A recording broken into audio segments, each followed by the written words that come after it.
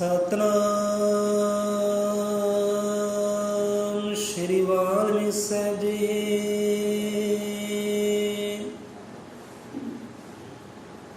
ਸਤਨਾਮ ਸ਼੍ਰੀ ਵਾਲਮੀਕ ਸਾਹਿਬ ਜੀ। ਰਾਵੇ ਕੰਡੇ ਬੈਠ ਕੇ ਗੁਰੂ ਵਾਲਮੀਕ ਭਗਵਾਨ ਸਤਿਗੁਰ ਭਾਰਦਵਾਜ ਨੂੰ ਲੱਗੇ ਇਉਂ ਪ੍ਰਮਾਣ। ਜਿਸ ਤਾਲਾ ਸਮਾਧੀਆਂ ਲਿਖਣਾ ਅਸਾਂ ਵਿਧਾਨ। ਜਿਹੜਾ ਹਰ ਇੱਕ ਜੀਵ ਦੀ ਕਰੂ ਸਦਾ ਕਲਿਆਣ। ਹਰ ਅੱਖਰ ਜਿਸ ਦਾ ਹੋਵੇਗਾ ਸਗਤਾਂ ਦੀ ਬੁਨਿਆਦ। ਖੋਜੀ ਆਲਮ ਲੈਣਗੇ ਜਿਸ ਵਿੱਚੋਂ ਇਮਦਾਦ। ਜੀਵਨ ਜੁਗਤੀ ਜਿਹਦੇ ਚੋਂ ਹਾਸਲ ਕਰੋ ਜਹਾਨ। ਰਾਜਨੀਤ ਜਾਂ ਧਰਮ ਦਾ ਜਿਸ ਵਿੱਚ ਹੋਊ ਗਿਆਨ। ਗ੍ਰਹਿ ਸਤੀ ਜਿਸ ਚੋਂ ਲੈਣਗੇ ਜੀਵਨ ਪੰਥ ਦੀ ਟੇਕ। ਜੋਗੀ ਜਪੀ ਤਪਸਵੀ ਜਿਸ ਚੋਂ ਲੈਣ ਵਿਵੇਕ।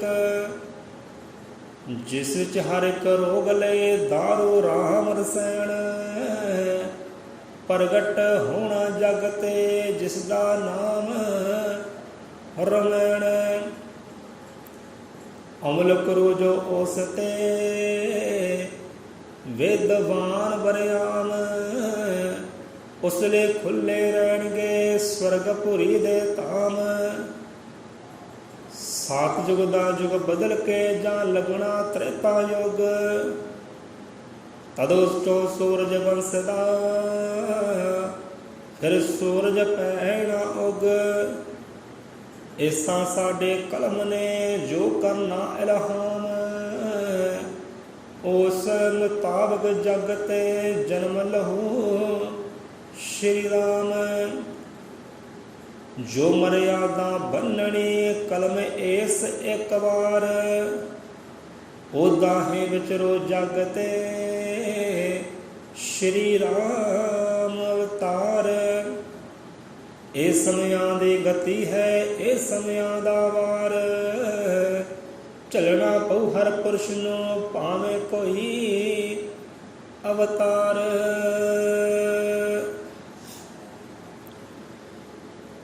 ਜੋ ਬੋਲੇ ਸੋ ਨਿਰਭੈ ਅਜ਼ਰ ਅਮਰ ਤ੍ਰਿਕਾਦਰਸ਼ੀ। ਜਗਤ ਗੁਰੂ ਆਦਿ ਕਵੀ ਸ੍ਰਿਸ਼ਟੀ ਕਰਤਾ ਵਾਲਮੀਕ ਦਇਆਵਾਨ ਜੀ ਕੀ ਜੈ।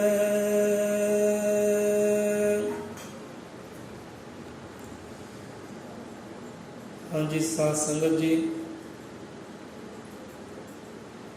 ਸਤਿਗੁਰਾਂ ਦੀ ਪਾਵਨ ਪਵਿੱਤਰ ਬਾਣੀ ਦੀ ਹਜ਼ੂਰੀ ਵਿੱਚ ਬੈਠੀ ਸਾਧ ਸੰਗਤ ਨੂੰ ਕੋਟਨ ਕੋਟ ਪ੍ਰਣਾਮ ਹੈ। ਸੋ ਗਿਣਤੀ ਭਾਵੇਂ ਚੰਦ ਜੀਵਾਂ ਦੀ ਹੈ। ਸੋ ਅੱਜ ਦਾ ਵਿਚਾਰ ਅਰਦਾਸ ਬੇਨਤੀ ਕਰਦੇ ਹਾਂ ਪਰਮਾਤਮਾ ਅੱਗੇ ਸਤਿਗੁਰਾਂ ਅੱਗੇ ਹਰ ਹਿਰਦੇ ਅੰਦਰ ਸਮਾਉਣਾ ਹੋਵੇ। ਜੇ ਹਰ ਹਿਰਦੇ ਅੰਦਰ ਨਹੀਂ ਸਮਾਉਣਾ ਹੁੰਦੀ, ਚਲੋ ਕਿਸੇ ਇੱਕ ਦੇ ਮਨ ਮੰਦਰ ਵਿੱਚ ਧਾਰਨ ਹੋ ਜਾਏ ਤਾਂ ਸਾਡੀ ਕਰਨੀ ਜਿਹੜੀ ਹੈ, ਸਾਡੀ ਮਿਹਨਤ ਹੈ, ਉਹ ਸਫਲ ਹੈ। ਪ੍ਰਵਾਨ ਹੈ ਰੱਬ ਦੇ ਘਰ ਵਿੱਚ, ਪ੍ਰਵਾਨ ਹੈ ਗੁਰੂ ਦੀ ਦਰਗਾਹ ਦੇ ਅੰਦਰ। ਜੇ ਇੱਕ ਜੀਵ ਦੇ ਅੰਦਰ ਵੀ ਉਹ ਕਥਾ ਕਹਾਣੀ ਵਿਚਾਰ ਧਾਰਨ ਹੋ ਜਾਂਦਾ ਹੈ। ਸੋ ਸੰਗਤ ਜੀਓ, ਅੱਜ ਦਾ ਵਿਸ਼ਾ ਬਹੁਤ ਡੂੰਘਾ, ਬਹੁਤ ਗਹਿਰਾ ਹੈ, ਕਾਫੀ ਲੰਬਾ ਵਿਸ਼ਾ ਅੱਜ ਦਾ ਵਿਚਾਰ ਬਹੁਤ ਲੰਬਾ ਵਿਚਾਰ ਹੈ, ਕਿਉਂਕਿ ਸਵਾਲ ਹੀ ਇੱਦਾਂ ਦਾ ਹੈ। ਹੁਣ ਪਰਸੋਂ ਰਾਤ ਹੋਇਆ ਕੀ ਹੈ, 10:30 ਦਾ ਸਮਾਂ ਹੈ। ਪਹਿਲਾਂ ਜੀਵ ਦਾ 10:30 ਕੌਲ ਆਈ, ਉਸ ਤੋਂ ਬਾਅਦ 11:17 ਤੇ ਅਸੀਂ ਬਾਤ ਕੀਤੀ ਉਹਨਾਂ ਦੇ ਨਾਲ।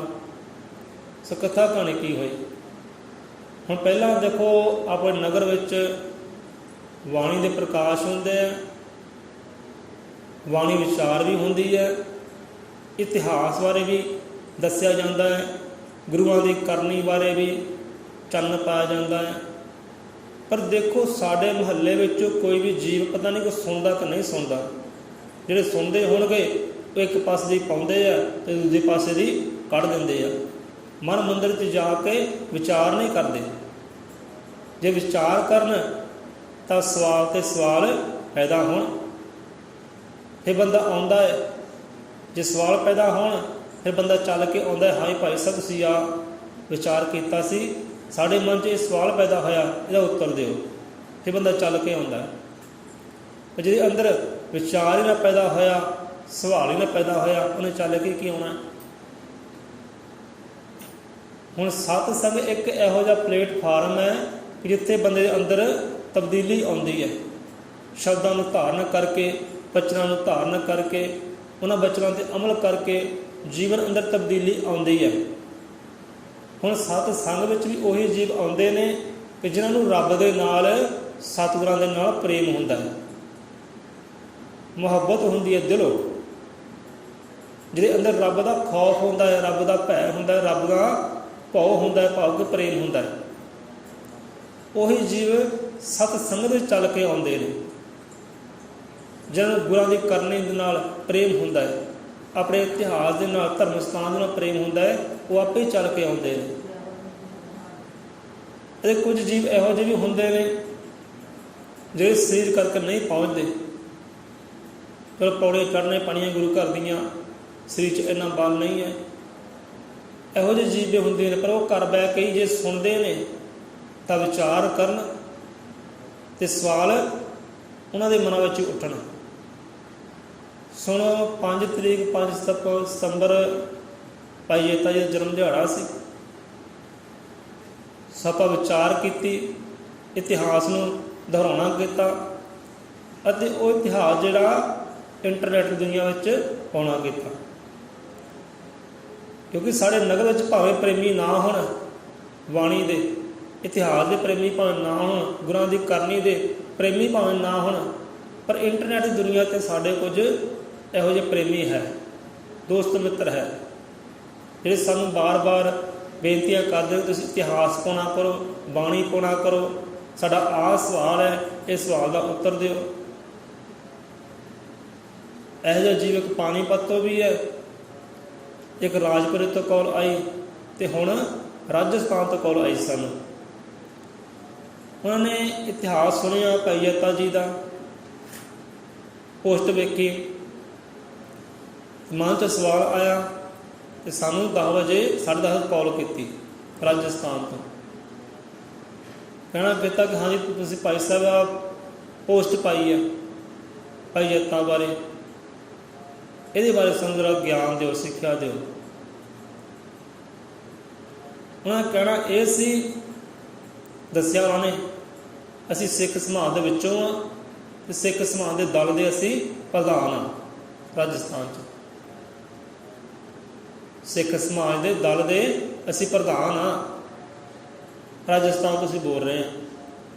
ਕਹਿਣਾ ਕੀਤਾ, ਉਹਨਾਂ ਨੇ ਸਵਾਲ ਕੀਤਾ ਕਿ ਜਿਹੜੇ ਭਾਈ ਜੇਤਾ ਜੀ ਹੋਏ ਆ, ਇਹ ਵਾਲਮੀਕਿਆਂ ਵਿੱਚੋਂ ਨਹੀਂ ਹੋਏ।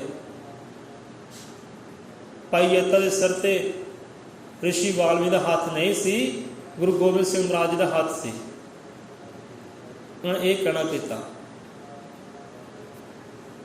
ਅਤੇ ਫਿਰ ਕਹਿਣਾ ਕੀਤਾ ਕਿ ਮਹਾਰਿਸ਼ੀ ਵਾਲਮੀਕ ਜਿਹੜੇ ਹੋਏ ਆ ਉਹ ਹਿੰਦੂਆਂ ਵਿੱਚੋਂ ਹੋਏ ਆ, ਉਹਨਾਂ ਨੇ ਰਮਾਇਣ ਦੀ ਰਚਨਾ ਕੀਤੀ ਆ।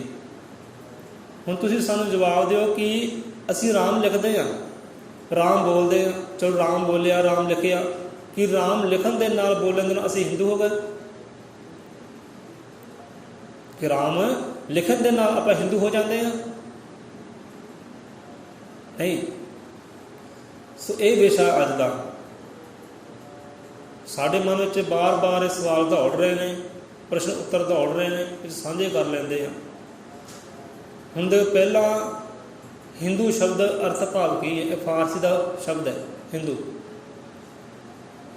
ਹਿੰਦ ਤੋਂ ਭਾਵ ਹੁੰਦਾ ਹੈ ਕਿ ਗੁਲਾਮ, ਦੂ ਤੋਂ ਭਾਵ ਹੁੰਦਾ ਹੈ कि गरीब, निमाणा, भिखारी, दरिद्र।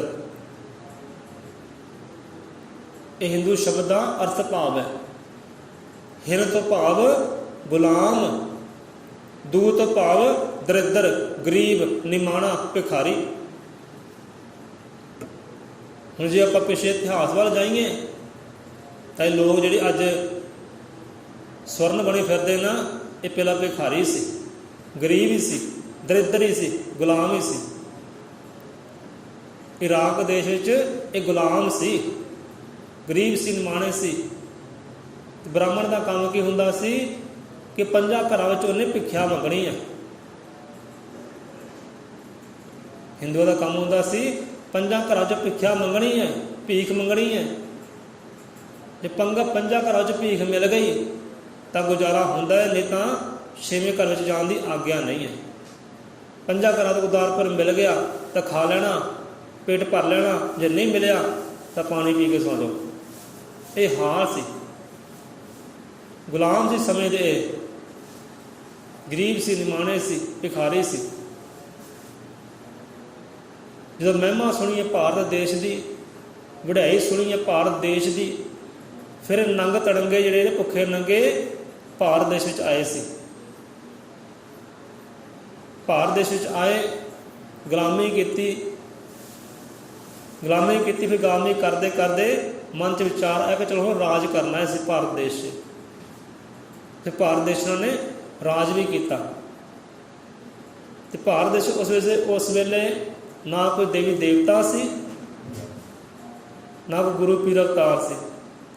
इको अवतारी पुरख सी, इको ही गुरु सी, इको देवता सी, इको भगवान सी, वो सी परमात्मा वाल्मीकि महाराज।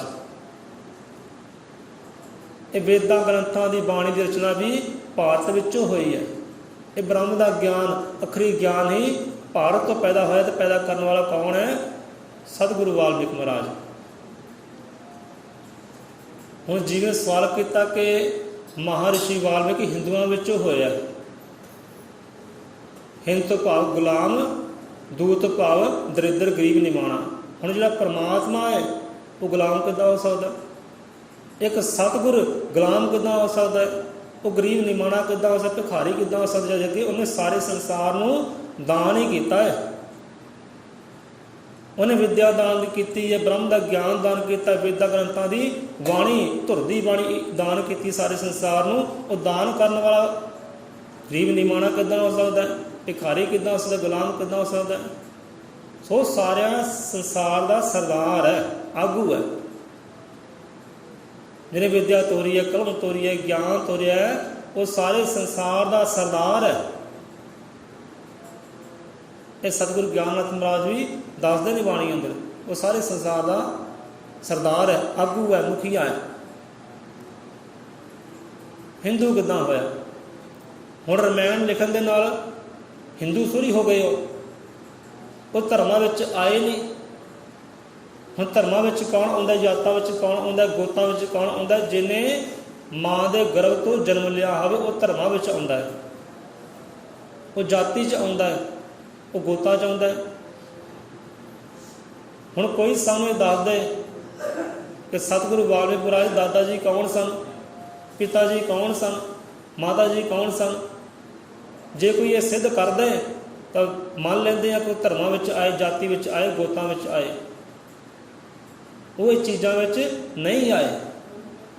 वो जीव ने ये भी इस गल दे नाल सहमत भी होया।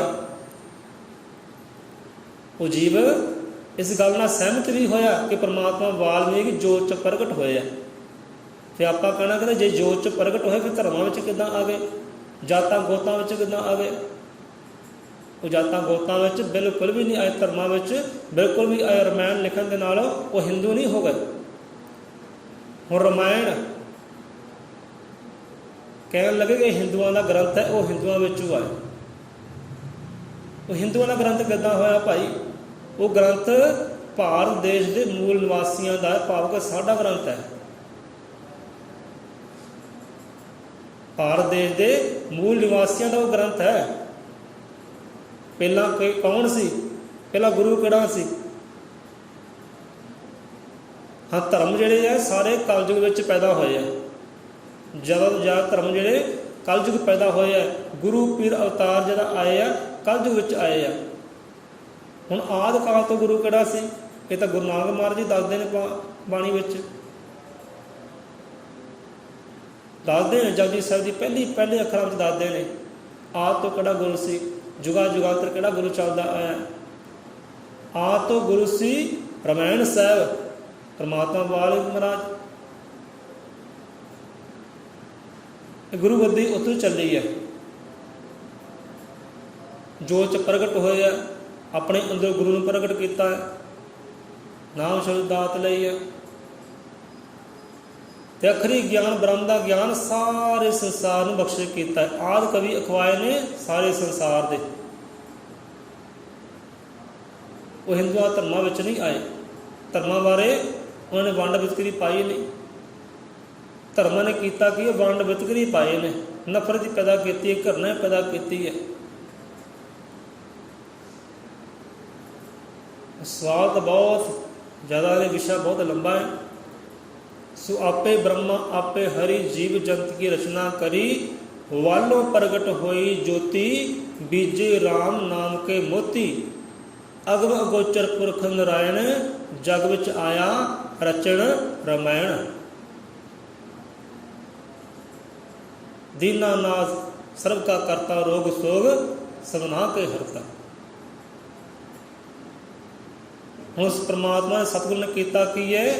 ਰਾਮ ਨਾਮ ਦਾ ਛਿੱਟਾ ਦਿੱਤਾ ਹੈ, ਭਾਵ ਕਿ ਸ਼ਬਦ ਦਾ ਪਸਾਰਾ ਕੀਤਾ, ਸ਼ਬਦ ਦਾ ਚਾਨਣ ਕੀਤਾ ਹੈ, ਨਾਮ ਦਾ ਚਾਨਣ ਕੀਤਾ ਹੈ ਸੰਸਾਰ ਤੇ ਗਿਆਨ ਬਖਸ਼ਿਸ਼ ਕੀਤਾ ਹੈ। ਰਮਾਇਣ ਵਿੱਚ ਕੀ ਹੈ? ਰਮਾਇਣ ਕੋਈ ਧਾਰਮਿਕ ਗ੍ਰੰਥ ਨਹੀਂ ਹੈ, ਤੁਸੀਂ ਵੀ ਚੇਤਾ ਰੱਖਿਓ, ਸ਼ਾਇਦ ਤੁਹਾਡੇ ਨਾਲ ਕੋਈ ਸਵਾਲ ਕਰ ਲੈ। ਰਮਾਇਣ ਕੋਈ ਧਾਰਮਿਕ ਗ੍ਰੰਥ ਨਹੀਂ ਹੈ, ਉਹ ਸੰਸਾਰੀ ਗ੍ਰੰਥ ਹੈ, ਉਹ ਸਾਰੇ ਸੰਸਾਰ ਦਾ ਸਾਂਝਾ ਗ੍ਰੰਥ ਹੈ, ਸਾਰੇ ਸੰਸਾਰ ਦਾ ਉਹਦੇ ਵਿੱਚ ਗਿਆਨ ਹੈ। ਧਰਮ ਦਾ ਗਿਆਨ ਹੈ, ਰਾਜਨੀਤੀ ਹੈ, ਗ੍ਰਹਿਸਥੀ ਹੈ, ਰਿਸ਼ਤੇਦਾਰੀ ਬੰਧਨ ਹੈ, ਸਭ ਕੁਝ ਆਉਂਦਾ ਹੈ।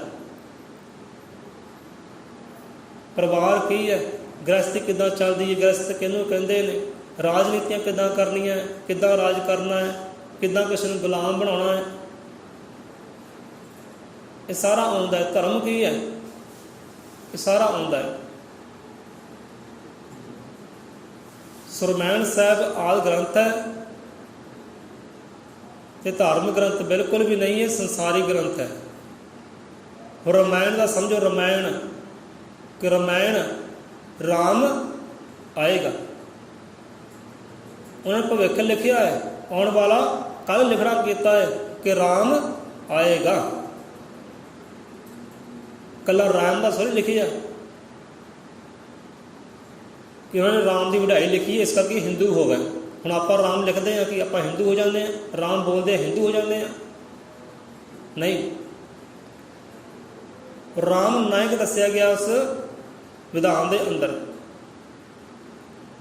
ਰਾਮ ਦਾ ਚਰਿੱਤਰ ਲਿਖਿਆ, ਜੀਵਨ ਲਿਖਿਆ ਕਿ ਰਾਮ ਆਏਗਾ, ਫਲਾਣਾ ਫਲਾਣਾ ਕਾਰਜ ਕਰੇਗਾ। ਇਹ ਹੁਕਮ ਬਖਸ਼ਿਸ਼ ਕੀਤਾ ਹੈ, ਉਹ ਹੁਕਮ ਤੇ ਚੱਲਣਾ ਕੀਤਾ ਹੈ ਰਾਮਚੰਦਰ ਨੇ। ਹੁਣ ਜਿਹੜਾ ਰਮਾਇਣ ਦੇ ਅੰਦਰ ਰਾਮ ਹੈ, ਦਸ਼ਰਥ ਪੁੱਤਰ, ਉਹਨੂੰ ਕਹਿ ਦਿੱਤਾ ਭਗਵਾਨ। ਤੇ ਜਿਹੜੇ ਭਗਵਾਨ ਉਹਦੀ ਰਚਨਾ ਕੀਤੀ ਹੈ, ਉਹਨੂੰ ਬ੍ਰਾਹਮਣਾਂ ਨੇ ਕੀ ਕਿਹਾ, ਹਿੰਦੂਆਂ ਨੇ ਕੀ ਕਿਹਾ? ਤੁਹਾਨੂੰ ਪਤਾ ਹੋਣਾ ਹੈ ਕਿ ਹਿੰਦੂਆਂ ਨੇ ਕੀ ਕਿਹਾ ਉਹਨੂੰ, ਜਿਹਨੇ ਉਹ ਭਗਵਾਨ ਦੀ ਰਚਨਾ ਕੀਤੀ ਹੈ। ਫਿਰ ਉਹ ਹਿੰਦੂ ਕਿੱਦਾਂ ਹੋਏ? ਜਿਹੜਾ ਸਾਡਾ ਆਪਣਾ ਹੈ, ਅਸੀਂ ਉਹਨੂੰ ਮੰਦਾ ਬੋਲੀਏ, ਕਿੱਦਾਂ ਬੋਲੀਏ? ਅਸੀਂ ਮੰਦਾ ਨਹੀਂ ਬੋਲ ਸਕਦੇ ਜਿਹੜਾ ਸਾਡਾ ਆਪਣਾ ਹੈ। ਹੁਣ ਇੱਕ ਪਾਸੇ ਤਾਂ ਰਾਮ ਨੇ ਭਗਵਾਨ ਕਿਹਾ, ਤੇ ਜਿਹਨੇ ਰਾਮ ਦੀ ਰਚਨਾ ਕੀਤੀ ਹੈ ਉਹਨੂੰ ਬੁਰੇ ਸ਼ਬਦ ਵੀ ਬੋਲੇ, ਮਾੜਾ ਵੀ ਕਿਹਾ, ਨੀਚ ਵੀ ਕਿਹਾ। ਉਹ ਫਿਰ ਕਿੱਦਾਂ ਹੋਇਆ? ਉਹਨਾਂ ਵਿੱਚੋਂ ਬੇਗਾਨਾ ਹੀ ਰੱਖਿਆ ਨਾ, ਉਹਨੂੰ ਤਾਂ ਭਗਵਾਨ ਕਿਹਾ ਹੀ ਨਹੀਂ, ਉਹਨੂੰ ਤਾਂ ਸਤਿਗੁਰ ਕਿਹਾ ਹੀ ਨਹੀਂ, ਮੁਰਸ਼ਿਦ ਦਾ ਕਿਹਾ ਹੀ ਨਹੀਂ ਉਹਨੂੰ। ਸੋ ਹਿੰਦੂਆਂ ਵਿੱਚੋਂ ਨਹੀਂ ਹੋਏ। ਰਮਾਇਣ ਲਿਖਣਾ ਉਹ ਹਿੰਦੂ ਨਹੀਂ ਹੋਏ। ਰਮਾਇਣ ਚਰਿੱਤਰ ਲਿਖਿਆ ਰਾਮਚੰਦਰ ਦਾ, ਇਕੱਲੇ ਰਾਮਚੰਦਰ ਦਾ ਚਰਿੱਤਰ ਨਹੀਂ ਲਿਖਿਆ, ਆਉਣ ਵਾਲਾ ਕੱਲ੍ਹ ਨਹੀਂ ਲਿਖਿਆ। 33 ਕਰੋੜ ਦੇਵੀ ਦੇਵਤੇ ਸਾਰੇ ਰਮਾਇਣ ਦੇ ਵਿੱਚ ਹੀ ਆਉਂਦੇ ਆ। ਇਹ ਬ੍ਰਹਮਾ ਵਿਸ਼ਨੂੰ ਮਹੇਸ਼ ਹਨੂੰਮਾਨ ਵਰਗੇ ਦੇਵੀ ਦੇਵਤੇ ਸਾਰੇ ਰਮਾਇਣ ਦੇ ਵਿੱਚ ਹੀ ਆਉਂਦੇ ਹੈ। ਸਾਰਾ ਚਰਿੱਤਰ ਜੀਵਨ ਜਿਹੜਾ ਭਗਵਾਨ ਵਾਲਮੀਕ ਆਪਣੀ ਕਲਮ ਦੇ ਨਾਲ ਆਪ ਉਚਾਰਿਆ। ਸੋ ਇੱਥੇ ਹੀ ਬਸ ਨਹੀਂ ਹੈ। ਰਾਮਾਇਣ ਸ਼ੁਰੂ ਕਦੋਂ ਹੋਈ ਹੈ? ਸਤਯੁਗ ਤੋਂ।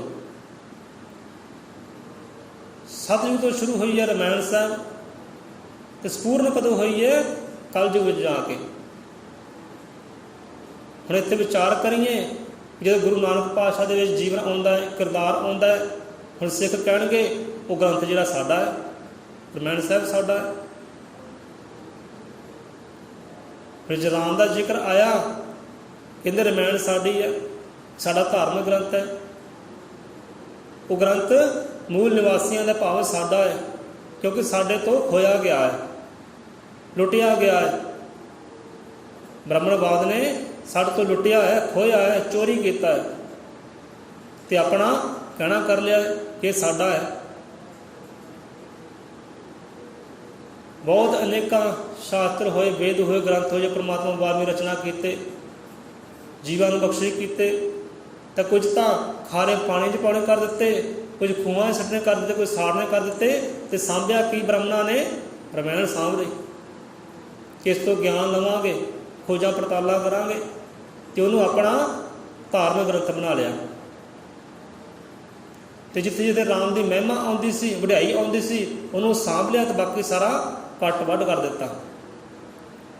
ਰਾਮਾਇਣ ਦੇ 72 ਲਿਖਾਰੀ ਹੋਏ ਆ, ਤੇ ਪਰਮਾਤਮਾ ਵਾਲਮੀਕ ਜੀ ਅਸਲ ਰਾਮਾਇਣ ਹੈ, ਉਹਨੂੰ ਕੱਟਿਆ ਗਿਆ, ਵੱਢਿਆ ਗਿਆ, ਤੇ ਜੋ ਜਿੱਥੇ ਜਿੱਥੇ ਰਾਮ ਦੀ ਮਹਿਮਾ ਆਉਂਦੀ ਸੀ, ਉਹਨੂੰ ਸਾਂਭਿਆ ਗਿਆ। ਇਹ ਸਾਡਾ ਧਾਰਮਿਕ ਗ੍ਰੰਥ ਹੈ, ਬ੍ਰਾਹਮਣਾਂ ਨੇ ਕਹਿਣਾ ਕੀਤਾ। ਇੱਦਾਂ ਹੋਈ ਆ। ਹੁਣ ਦੇਖੋ, ਹੁਣ ਗੁਰੂ ਗ੍ਰੰਥ ਸਾਹਿਬ ਮਹਾਰਾਜ ਵਿੱਚ 2000 ਤੋਂ ਉੱਪਰ ਵਾਰ ਰਾਮ ਦਾ ਸ਼ਬਦ ਆਉਂਦਾ ਹੈ, ਰਾਮ ਨਾਮ ਆਉਂਦਾ ਹੈ 2000 ਤੋਂ ਉੱਪਰ ਵਾਰ। ਹੁਣ ਹਿੰਦੂ ਲੋਕ ਤਾਂ ਉਹ ਵੀ ਕਹਿੰਦੇ ਨੇ, ਬ੍ਰਾਹਮਣ ਲੋਕ ਉਹ ਕਹਿੰਦੇ ਕੋਈ ਗ੍ਰੰਥ ਵੀ ਸਾਡਾ, ਉਹਦੇ 'ਚ ਰਾਮ ਦੀ ਵਡਿਆਈ ਆਉਂਦੀ ਹੈ। ਉਹ ਤਾਂ ਇਹ ਵੀ ਕਹਿੰਦੇ ਨੇ ਕਿ ਗੁਰੂ ਗ੍ਰੰਥ ਸਾਹਿਬ ਉਹ ਵੀ ਸਾਡਾ ਧਾਰਮਿਕ ਗ੍ਰੰਥ ਹੈ, ਉਹਦੇ ਵਿੱਚ ਰਾਮ ਨਾਮ ਜਿਹੜਾ 2000 ਤੋਂ ਉੱਪਰ ਆਉਂਦਾ ਹੈ।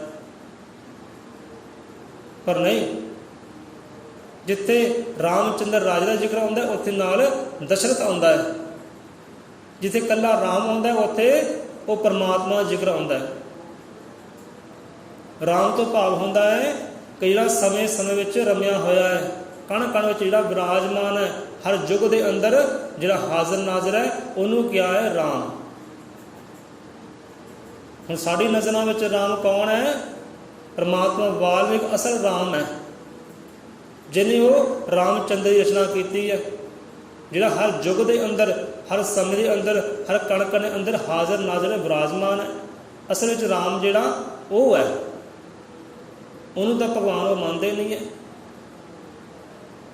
ਅਸਲ ਵਿੱਚ ਰਾਮ ਉਹ ਹੈ ਜਿਹੜਾ ਸਤਯੁਗ ਵਿੱਚ ਵੀ ਹੈ, ਦੁਆਪਰ ਵਿੱਚ ਵੀ ਹੈ, ਤ੍ਰੇਤਾ ਵਿੱਚ ਵੀ ਹੈ, ਜਿਹਦੀ ਜੈ ਜੈਕਾਰ ਅੱਜ ਵਾਲਮੀਕ ਦੇ ਨਾਮ ਤੇ ਕਲਯੁਗ ਵਿੱਚ ਵੀ ਹੋ ਰਹੀ। ਅਸਲ ਵਿੱਚ ਰਾਮ ਜਿਹੜਾ ਰਮਿਆ ਹੋਇਆ ਹਾਜ਼ਰ ਨਾਜ਼ਰ ਉਹ ਹੈ, ਜਿਹਨੇ ਰਾਮ ਦਾ ਚਰਿੱਤਰ ਲਿਖਿਆ। ਰਾਮ ਦਾ ਚਰਿੱਤਰ ਲਿਖਿਆ, ਦੇਵੀ ਦੇਵਤਾ ਚਰਿੱਤਰ ਲਿਖਿਆ। ਅੱਗੇ ਆ ਕੇ ਹੁਣ ਦੇਖੋ, ਭਾਰਦਵਾਜ ਨੂੰ ਕਹਿੰਦੇ ਨੇ ਮਹਾਰਾਜ ਕਿ ਸਤਿਗੁਰੂ ਭਾਰਦਵਾਜ ਨੂੰ ਕੀਤਾ ਉਪਦੇਸ਼ ਕਿ ਤ੍ਰੇਤਾ ਯੁੱਗ ਤੋਂ ਕਰੇਗਾ ਫਿਰ ਦੁਆਪਰ ਯੁੱਗ ਪ੍ਰਵੇਸ਼। ਦੁਆਪਰ ਦਾ ਯੁੱਗ ਬਗਤ ਕੇ ਕਲਯੁਗ ਹੋ ਪ੍ਰਧਾਨ, ਹਰ ਪਾਸੇ ਝੱਖੜ ਜ਼ੁਲਮ ਦੇ ਜੰਗਾਂ ਦੇ ਕਮਸਾਨ। ਕਥਾ ਕਹਾਣੀ ਤਾਂ ਕਾਫੀ ਲੰਬੀ ਹੈ। ਸੋ ਭਾਰਦਵਾਜ ਨੂੰ ਕਹਿਣਾ ਕੀਤਾ ਪਰਮਾਤਮਾ ਵਾਲਮੀਕ ਮਹਾਰਾਜ ਜੀ ਨੇ, ਆਦਿ ਖਾਰੀ ਨੇ, ਜਗਤ ਗੁਰੂ ਨੇ। ਉਹ ਸਾਰੇ ਸੰਸਾਰ ਦੇ ਗੁਰੂ ਹੈ ਭਾਈ, ਸਤਿਗੁਰੂ ਹੈ, ਪਰਮ ਪਿਤਾ ਪਰਮੇਸ਼ਵਰ ਹੈ, ਸਾਡੇ ਨਹੀਂ ਹੈ। ਸਾਰੇ ਸੰਸਾਰ ਦੇ ਗੁਰੂ ਹੈ, ਸਤਿਗੁਰੂ ਹੈ, ਆਦਿ ਗੁਰੂ ਹੈ। ਇਹ ਤਾਂ ਸਤਿਗੁਰੂ ਨਾਨਕ ਨੇ ਵੀ ਕਹਿਣਾ ਕੀਤਾ। ਆਪਾਂ ਵਾਲਮੀਕ ਕਹਿ ਦਿੰਦੇ ਹਾਂ, ਤੇ ਉਹਨਾਂ ਨੇ ਕੀ ਕਿਹਾ ਹੈ? ਉਹਨਾਂ ਨੇ ਵਾਹਿਗੁਰੂ ਕਿਹਾ। ਇਹ ਵੀ ਗੱਲ ਦੇ ਨਾਲ ਜੀਵ ਸਹਿਮਤ ਹੋ ਗਿਆ ਕਿ ਹਾਂ ਬਿਲਕੁਲ ਸਹੀ ਹੈ। ਜੇਕਰ ਗੁਰੂ ਨਾਨਕ ਨੇ ਉਹਨੇ ਮਹਿਮਾ ਗਾਈ ਹੈ, ਵਡਿਆਈ ਗਾਈ ਹੈ, ਫਿਰ ਅਸੀਂ ਕਿਉਂ ਨਹੀਂ? ਸਾਡਾ ਹੀ ਫਰਜ਼ ਬਣਦਾ, ਸਾਡਾ ਹੀ ਧਰਮ ਬਣਦਾ ਹੈ।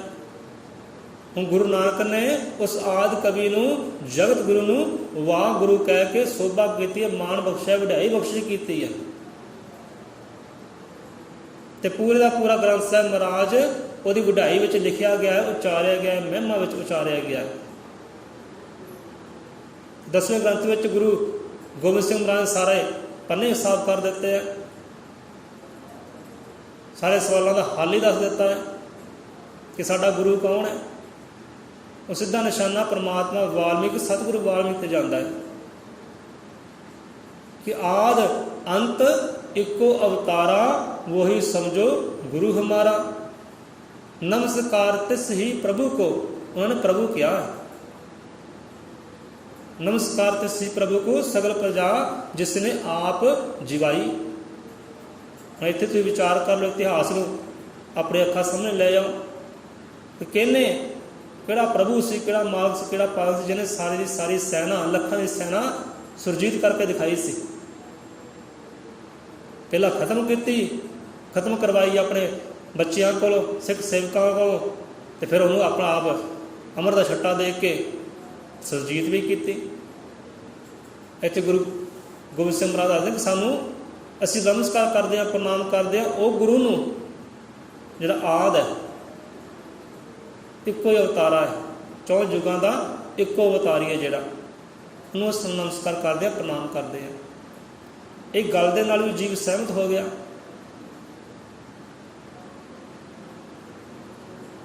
ਰਮਾਇਣ ਸਤਿਯੁਗ ਤੋਂ ਸ਼ੁਰੂ ਹੋਈ ਤੇ ਸੰਪੂਰਨ ਹੋਈ ਕਲਯੁਗ ਵਿੱਚ ਆ ਕੇ।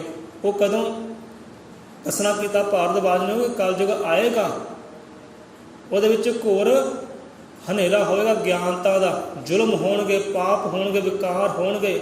ਜਿਹੜੇ ਧਰਮੀ ਪੁਰਖ ਨੇ ਨਾ ਨਾਮ ਸਿਮਰਨ ਵਾਲੇ, ਉਹ ਲੁੱਟੇ ਜਾਣਗੇ, ਉਹਨਾਂ 'ਤੇ ਜ਼ਿਆਦਾ ਜ਼ੁਲਮ ਹੋਣਗੇ, ਅਤਿਆਚਾਰ ਹੋਣਗੇ।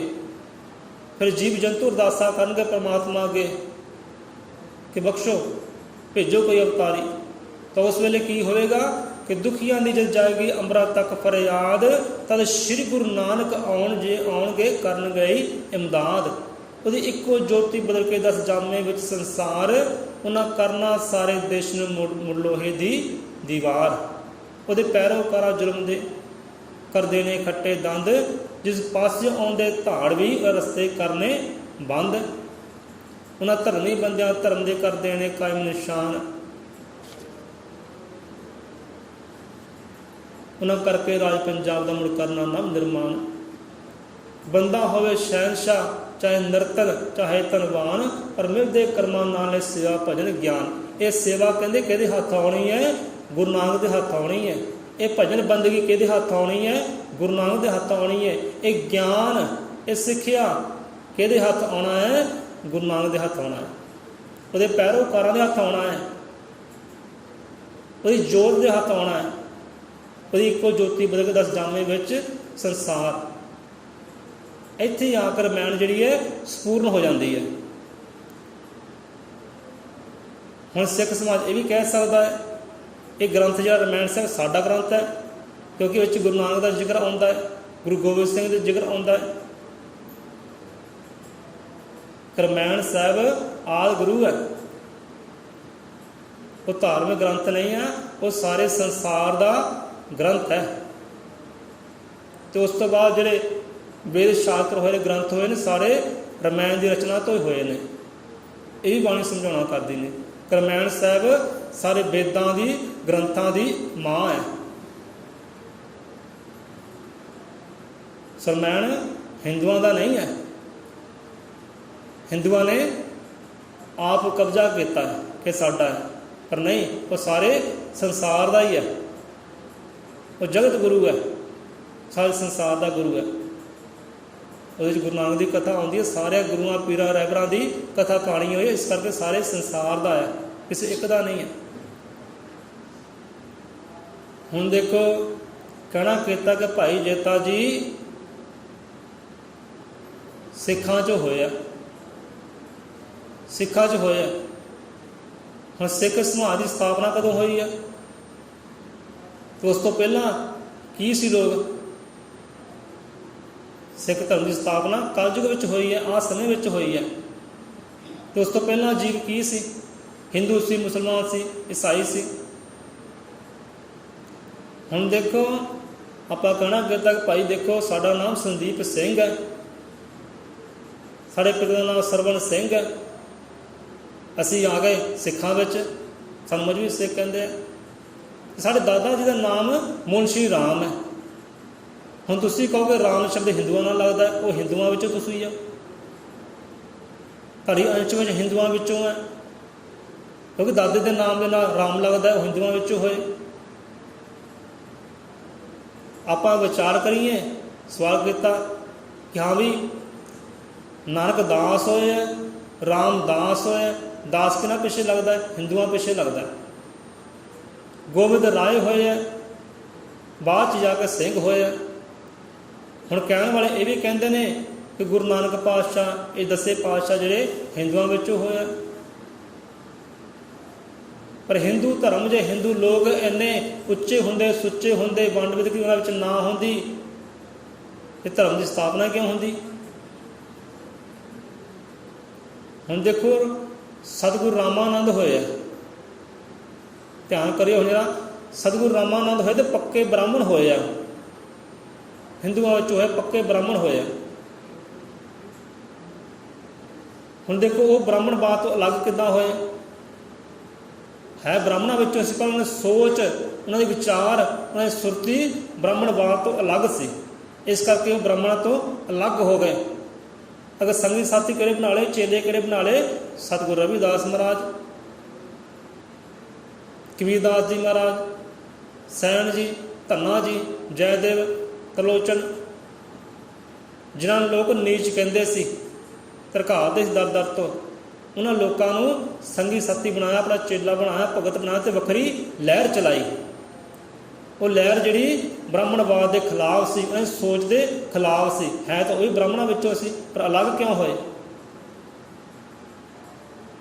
ਕਿਉਂਕਿ ਬ੍ਰਾਹਮਣਾਂ ਦੀ ਸੋਚ ਹੀ ਮਾੜੀ ਸੀ, ਕਰਨੀ ਮਾੜੀ ਸੀ, ਇਸ ਕਰਕੇ ਉਹ ਸਤਿਗੁਰੂ ਮਹਾਰਾਜ ਬ੍ਰਾਹਮਣਾਂ ਤੋਂ ਪੈਦਾ ਹੋਏ, ਪਰ ਉਹਨਾਂ ਤੋਂ ਵੱਖਰੇ ਉੱਠੇ। ਹੁਣ ਇਹ ਵੀ ਵਿਚਾਰ ਕਿ ਜਿਹੜੇ ਗੁਰੂ ਪੀਰ ਅਵਤਾਰ ਹੋਏ ਨੇ, ਇਹ ਧਰਮਾਂ ਵਿੱਚ ਨਹੀਂ ਆਉਂਦੇ, ਜਾਤਾਂ ਵਿੱਚ ਨਹੀਂ ਆਉਂਦੇ, ਗੋਤਾਂ ਵਿੱਚ ਨਹੀਂ ਆਉਂਦੇ। ਉਹਨਾਂ ਇੱਕੋ ਧਰਮ ਹੁੰਦਾ ਹੈ ਇਨਸਾਨੀਅਤ, ਕਿ ਬੰਦਾ ਰਹਿ ਜਾਏ, ਇਨਸਾਨ ਰਹਿ ਜਾਏ, ਇਨਸਾਨੀਅਤ ਧਰਮ ਹੈ। ਹੁਣ ਕਹਿਣ ਲੱਗੇ ਅਸੀਂ ਸਿੱਖ ਧਰਮ ਵਿੱਚੋਂ ਹੈ, ਕਿ ਭਾਈ ਸਿੱਖ ਧਰਮ ਕਿੱਦਾਂ ਹੋਇਆ? ਜਦ ਧਰਮਾਂ ਵਿੱਚ ਸਾਨੂੰ ਗੁਰੂਆਂ ਨੇ ਪਾਇਆ ਹੀ ਨਹੀਂ ਹੈ, ਕੱਢਿਆ ਸਾਨੂੰ ਧਰਮਾਂ ਵਿੱਚ, ਜਾਤਾਂ ਵਿੱਚ, ਗੋਤਾਂ ਵਿੱਚ, ਮਜ਼ਹਬਾਂ ਵਿੱਚ ਸਾਨੂੰ ਗੁਰੂਆਂ ਨੇ ਕੱਢਿਆ ਹੈ। ਮਹਾਰਾਜ ਤੁਸੀਂ ਕਿੱਥੇ ਫਿਰਦੇ ਹੋ? ਤੁਸੀਂ ਕਿੱਥੇ ਫਿਰਦੇ ਹੋ? ਕਹਿਣ ਲੱਗੇ ਹਾਂ ਵੀ ਸਹੀ ਗੱਲ ਹੈ, ਸਾਨੂੰ ਗੁਰੂਆਂ ਨੇ ਧਰਮਾਂ ਵਿੱਚੋਂ ਕੱਢਿਆ ਹੈ। ਤੇ ਮੈਂ ਤੁਸੀਂ ਵਾਰ-ਵਾਰ ਧਰਮ ਦੀ ਗੱਲ ਕਿਉਂ ਕਰਦੇ ਹੋ? ਹਿੰਦੂ ਧਰਮ, ਹਿੰਦੂ ਧਰਮ, ਸਿੱਖ ਧਰਮ, ਧਰਮਾਂ 'ਚੋਂ ਕੱਢਿਆ ਮਹਾਰਾਜ। ਕਿ ਕਿਹੜੇ ਧਰਮ ਦੀ ਗੱਲ ਕੀਤੀ ਗੁਰੂ ਨਾਨਕ ਨੇ? ਕਿ ਸਭ ਧਰਮ ਮੇਂ ਸ੍ਰੇਸ਼ਟ ਧਰਮ ਹਰੀ ਨਾਮ ਸਮ ਉੱਤਮ ਕਰਨਾ, ਇਹ ਧਰਮ ਹੈ। ਤੁਸੀਂ ਕਿਹੜੇ ਧਰਮ ਨੂੰ ਲੈ ਕੇ ਤੁਰੇ ਹੋ? ਕਿਉਂ ਵੰਡ ਵਿਤਕਰੀ ਪਾਉਂਦੇ ਹੋ? ਕਿ ਧਰਮ ਕੀ ਹੈ? ਪਰਮਾਤਮਾ ਸਿਮਰਨਾ, ਭਗਤੀ, ਬੰਦਗੀ ਤੇ ਚੰਗੇ ਕਰਮ ਹੋਣ, ਨੇਕ ਕਰਮ ਹੋਣ, ਜਿਹਦੇ ਵਿੱਚ ਸਰਬਤ ਦਾ ਭਲਾ ਹੋਵੇ, ਇਹ ਧਰਮ ਹੈ। ਫਿਰ ਮੰਨਿਆ ਠੀਕ, ਸਹੀ ਹੈ। ਇਹ ਸਿੱਖਾਂ ਵਿੱਚ ਹੋਏ ਭਾਈ ਅਤਾ ਜੀ। ਹੁਣ ਦੇਖੋ ਬ੍ਰਾਹਮਣਵਾਦ ਆਇਆ ਭਾਰਤ ਅੰਦਰ, ਵੰਡ ਵਿਤਕਰੀ ਪਾਈ। ਹੁਣ ਹਿੰਦੂ ਧਰਮ ਵਿੱਚ, ਹਿੰਦੂ ਧਰਮ ਨੂੰ 4 ਹਿੱਸੇ ਵਿੱਚ ਵੰਡਿਆ ਗਿਆ। ਹਿੰਦੂ ਧਰਮ ਨੂੰ, ਬ੍ਰਾਹਮਣਵਾਦ ਨੂੰ 4 ਹਿੱਸਿਆਂ 'ਚ ਵੰਡਿਆ ਗਿਆ। 4 ਹਿੱਸੇ ਕਿਹੜੇ ਹੋਏ? ਪਹਿਲਾ ਬ੍ਰਾਹਮਣ, ਪਹਿਲਾਂ ਰੱਖਿਆ ਆਪਣੇ ਆਪ ਨੂੰ ਉੱਚਾ, ਆਪਣੇ ਆਪ ਨੂੰ ਸੁੱਚਾ। ਪਰ ਜਿਹੜੇ ਗੁਰੂ ਪੀਰ ਅਵਤਾਰ ਹੋਏ ਨੇ, ਅਸਲ ਵਿੱਚ ਰੱਬੀ ਰੂਹਾਂ ਹੋਈਆਂ ਨੇ, ਉਹਨਾਂ ਨੇ ਕੀਤਾ ਕੀ ਹੈ? ਉਹਨਾਂ ਨੇ ਆਪਣੇ ਆਪ ਨੂੰ ਨੱਕ ਰੱਖਿਆ ਨੀਵਾਂ ਤੇ ਇਨਸਾਨ ਨੂੰ ਦੱਸਿਆ ਉੱਚਾ, ਰੱਬ ਨੂੰ ਦੱਸਿਆ ਉੱਚਾ। ਗੁਰੂ ਨਾਨਕ ਮਹਾਰਾਜ ਦੀ ਬਾਣੀ ਨੂੰ ਲੈ ਲਓ, ਉਹਨਾਂ ਦੇ ਸ਼ਬਦਾਂ ਨੂੰ ਲੈ ਲਓ, ਗੁਰੂ ਰਵਿਦਾਸ, ਕਬੀਰਦਾਸ ਦੀ ਬਾਣੀ ਨੂੰ ਲੈ ਲਓ, ਉਹਨਾਂ ਨੇ ਆਪਣੇ ਆਪ ਨੂੰ ਨੀਵਾਂ ਦੱਸਿਆ, ਉੱਚਾ ਨਹੀਂ ਦੱਸਿਆ। ਉਹਨਾਂ ਨੇ ਇਨਸਾਨ ਨੂੰ, ਰੱਬ ਨੂੰ ਉੱਚਾ ਦੱਸਿਆ। ਪਰ ਇੱਥੇ ਬ੍ਰਾਹਮਣਵਾਦ ਆਪਣੇ ਆਪ ਨੂੰ ਉੱਚਾ ਦੱਸ ਰਿਹਾ, ਦੂਸਰਿਆਂ ਨੂੰ ਨੀਵਾਂ ਦੱਸ ਰਿਹਾ ਹੈ। ਹਿੰਦੂ ਧਰਮ 4 ਵਰਨਾਂ 'ਚ ਵੰਡਿਆ ਗਿਆ, 4 ਹਿੱਸੇ 'ਚ ਵੰਡਿਆ ਗਿਆ। ਪਹਿਲਾ ਵਰਨ ਬ੍ਰਾਹਮਣ, ਤੇ ਦੂਸਰਾ ਵਰਨ ਕਸ਼ਤਰੀ ਹੈ। ਕਸ਼ਤਰੀਆਂ ਦਾ ਕੀ ਕੰਮ ਹੈ? ਕਿ ਬ੍ਰਾਹਮਣਾਂ ਦੀ ਰੱਖਿਆ ਕਰਨੀ। ਬ੍ਰਾਹਮਣਾਂ 'ਤੇ ਕੋਈ ਜ਼ੁਲਮ ਕਰਦਾ ਹੈ, ਉਹਦੇ ਮੂਹਰੇ ਖੜਨਾ, ਲੜਾਈਆਂ ਕਰਨੀਆਂ ਕਸ਼ਤਰੀਆਂ ਦਾ ਕੰਮ ਹੈ। ਯੁੱਧ ਕਰਨਾ ਕਸ਼ਤਰੀਆਂ ਦਾ ਕੰਮ ਹੈ। कि तीसरा आ गया वैश्य, उन्होंने काम की व्यापार करने, दुकानदारी करनी, ये काम उन्होंने वैश्यों का। तो सब तो जिहड़ा थल्ले है उन्होंने कहा गया शूद्र। शूद्र भी हिंदुओं में ही आउंदे सी, ये हिंदुओं का चौथा भाग सी, पर यह हिंदू जिहड़ा उन्होंने थोपिया गया है। जे वाकई वो हिंदू होंदे तो ब्राह्मणों वाले हक उन्होंने भी होंदे, क्षत्रियों वाले हक उन्होंने भी होंदे, वैश्य वाले हक उन्होंने भी होंदे, फिर ही आप कह सकते हाँ भी ये हिंदू धर्म दे है। पर उत्थे वंड विधकी रखी गई है, सब तो नीवां दस्सिया गया तुसीं करना की है, तुसां तिन्नां वर्णां दी सेवा करनी है, हुक्म पालना करनी है, जो भी करना है। जे कहन डंगर चुको, डंगर चारो, डंगर चारने, मरे हुए डंगर चुकने हैं, तुहाडी ये सेवादारी है, तो सेवा करनी है। पढ़ना तुसीं नहीं, लिखना तुसीं नहीं, हथियार तुसीं नहीं चुकना, कोई ज्ञान की गल तुसीं नहीं करनी, ये तुहाडा काम है, चौथा वर्ण का काम सी। हुण जे आपां विचार लै लईए सिख धर्म की किद्दां स्थापना होई, सिख किन्हां विचों होए। हुण सिख आपां लोग ना ब्राह्मणां विचों होए, ना क्षत्रियां विचों होए, ना वैश्य विचों होए, असीं सारे दे सारे शूद्रां विचों होए हैं। ये सिख नूं मनना पवेगा। ये गल वो जीव ने भी मन्नी, सहमत होया। जे खालसा बनया है, खालसा किस तो बनया है? शूद्र तो बनया है, शूद्र तो खालसा होया है। क्योंकि उन्होंने वखरा धर्म क्यों स्थापना की? क्योंकि हक नहीं सी उन्होंने कोई सच बोलने का हक नहीं सी, सच का वड्याई करन दा, रब की वड्याई करन, सिमरन भगती करन दा हक नहीं सी। इस करके उन्होंने गुरुआं पीरां ने संघर्ष किया तो अपनी वखरी लहर चलाई, वखरा धर्म चलाया।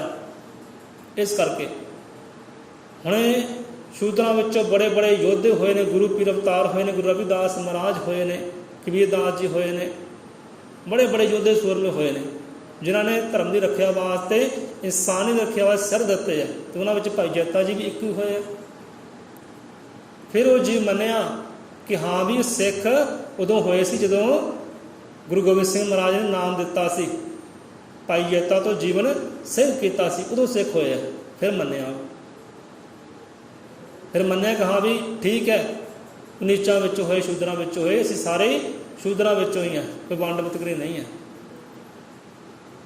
सो गल्लां बातां तो बहुत अजीब दे नाल होईयां, पर आपां इस गल नाल सहमत होना है कि परमात्मा वाल्मीकि महाराज वो हिंदुआं विचों नहीं आए, वो हिंदू नहीं है, वो धर्मां विच नहीं आए, जातां विच नहीं आए, गोतां विच नहीं आए, कि धर्मां विच जातां विच उही आउंदा जिन्हें मां दे गर्भ तो जन्म लिया होवे, वो हिंदू नहीं है। ते आपां लोग भी हिंदू नहीं हैं, असीं कहंदे हां कि हिंदू हां, पर आपां हिंदू नहीं हैं, क्योंकि साडे ते जुल्म होया है, अत्याचार होया है, ब्राह्मण ने साडे ते अत्याचार कीते हैं। जे सानू भी सारे हक होंदे, असीं भी कहंदे मान दे नाल सन्मान दे नाल हिंदू है, सिर्फ मूर्ति पूजा करने नाल हिंदू नहीं हो जाते, वर्त रखण नाल आपां हिंदू नहीं हो जाते, सानू सारे हक मिलते ब्राह्मणों वाले, तां आपां कहंदे गर्व दे नाल असीं हिंदू हां।